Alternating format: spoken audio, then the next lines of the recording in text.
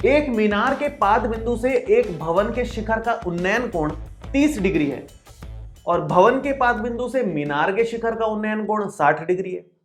इतनी स्थिति को पहले बना लेते हैं, फिर आगे पढ़ेंगे। मतलब दो चीजें हैं, एक तो मीनार है और एक भवन है। तो मीनार बना लेते हैं पहले, तो ये बना ली मीनार और ये बना लिया एक भवन, ठीक है, और ये जोड़ देते हैं, ठीक है। अब देखते हैं, एक मीनार के पाद बिंदु से, ये मीनार है जिसका पाद बिंदु ये रहा, मतलब यहां से भवन के शिखर का उन्नयन कोण 30 डिग्री है। भवन के शिखर ये रहा, इसका उन्नयन कोण 30 डिग्री दिया हुआ है, ठीक है। और भवन के पाद बिंदु से, भवन का पाद बिंदु ये रहा, मीनार के शिखर का उन्नयन कोण 60 डिग्री है। ये मीनार के शिखर तक अगर लेके जाएं तो ये आ रहा है 60 डिग्री। अब आगे क्या बोला, यदि मीनार 50 मीटर ऊंची हो, मीनार है हमारी 50 मीटर ऊंचाई वाली, मैं इसको नाम देता हूं ए बी, इसको नाम दे रहा हूं मैं पी क्यू, ठीक है। मीनार है पी क्यू जो 50 मीटर ऊंचाई की है। भवन की ऊंचाई निकालनी है, मतलब हमें ए बी निकालना है, भवन ए बी है वो हमें निकालना है क्वेश्चन में। कैसे निकाला जाए, दो त्रिभुज आपको दिख रहे होंगे, समकोण त्रिभुज। एक त्रिभुज दिख रहा है बी क्यू पी और एक दिख रहा है क्यू बी ए। भाई एक ये छोटा और एक ये बड़ा, दो समकोण त्रिभुज दिख रहे हैं आपको। अब जैसे मैं बड़े त्रिभुज की बात करूं तो बड़े वाले त्रिभुज में थीटा है 60 डिग्री, उसके जस्ट सामने वाली भुजा को आप क्या बोलोगे, लंब, और 90 डिग्री के सामने वाली कर्ण, तो ये हो जाएगी हमारी आधार भुजा। और छोटे वाले में भी, छोटे वाले में ये थीटा है 30 डिग्री, उसके जस्ट सामने वाली भुजा क्या हो जाएगी, लंब, और यही भुजा क्या मानी जाएगी, आधार।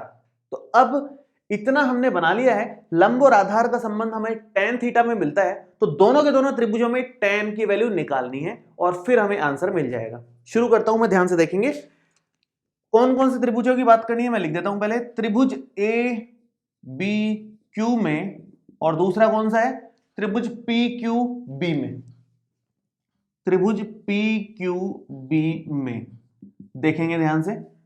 ए बी क्यू मतलब ये वाला, अगर इस त्रिभुज की मैं बात करूं तो कोण क्यू की बात चल रही है, यहां पर कोण क्यू के हिसाब से चलेंगे, तो tan क्यू का मान निकलेगा जो कि लंब बटे आधार से निकलेगा। और अगर मैं इधर बात करूं बड़े त्रिभुज में, बड़े वाले त्रिभुज में कोण बी की बात चल रही है, बी के रिस्पेक्ट में चलेगा सारा काम, तो tan बी निकलेगा इसमें। tan बी बराबर वही सेम, लंब बटे आप लिखोगे आधार, लंब बटे आधार से निकालोगे, ठीक है। tan क्यू, क्यू का मतलब है यहां 30 डिग्री, तो tan 30 डिग्री आप यहां लिखोगे। लंब कितना है ए बी बटे आधार कितना है बी क्यू, दोनों ही नहीं पता अपने को। एक्चुअली पहले ये निकालना चाहिए था, ये बाद में निकालना चाहिए था, तो मैं पहले इस तरफ आ जाता हूं, इससे क्या आधार मिल जाएगा हमारे को। तो इसको पहले निकाल लेना, आप कॉपी में लिखो तो इसको पहले लिखना, उसको बाद में लिखना, ठीक है। मैंने गलती से इसको पहले और उसको बाद में लिख दिया है।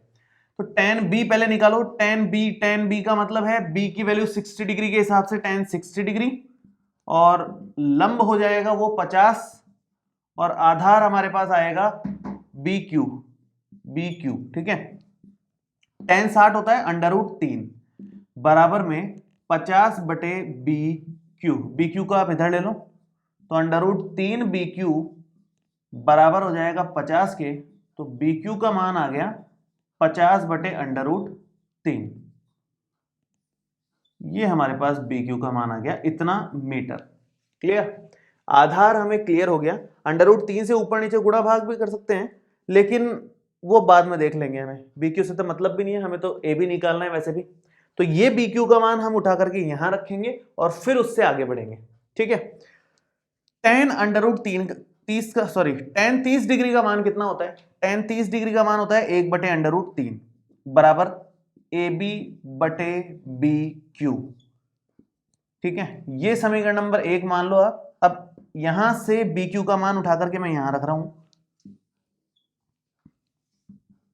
तो समीकरण 1 में BQ का मान रखने पर देखो कितना बनेगा, 1/√3, या ऐसा करो कि इस BQ को भी इधर ही ले लो, समीकरण 1 को थोड़ा सा और बढ़ा लो और ये BQ इस तरफ आ जाएगा, BQ, और ये बराबर में √3 AB हो जाएगा, ये √3 इधर, BQ इधर, इसको समीकरण 1 ले लो आप, ठीक है।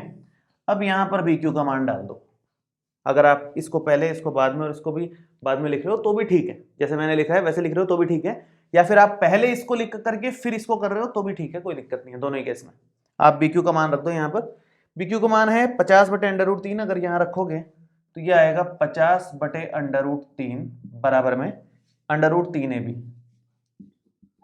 ठीक है। ये √3 को इधर लेके आ जाओगे तो क्या बनेगा, ये 50/√3 गुणा √3 बराबर में AB, तो AB का मान आ गया 50/3 मीटर। और अगर इसको थोड़ा सा भी सॉल्व करो डिवाइड दे करके भिन्न रूप में, तो 16 से ही 2/3 मीटर इसका आंसर बनेगा। 16 से ही 2/3, आप दो भाग दोगे ना 50 को ये 3 से, तो 16 बार जा रहा है पूरा पूरा, और ये इस तरह से मतलब सेट कर लोगे तो 16 से 2/3 भिन्न रूप में लिख लिया हमने इसको। तो ये है तरीका क्वेश्चन को सॉल्व करने का। आप लोग डायग्राम को ध्यान से बनाएं और उसके हिसाब से जो जो ट्राइंगल्स बन रहे हैं 90 डिग्री वाले समकोण त्रिभुज, उसके हिसाब से tan cos जो भी साइन लग रहा है इसमें वो लगाओ, आंसर आ जाएगा। कोई मुश्किल बात नहीं है, मेन बात है आप क्वेश्चन पढ़ करके डायग्राम सही से बना पा रहे हो कि नहीं, और ये समझ पा रहे हो कि नहीं कि क्या निकालना है, ठीक है।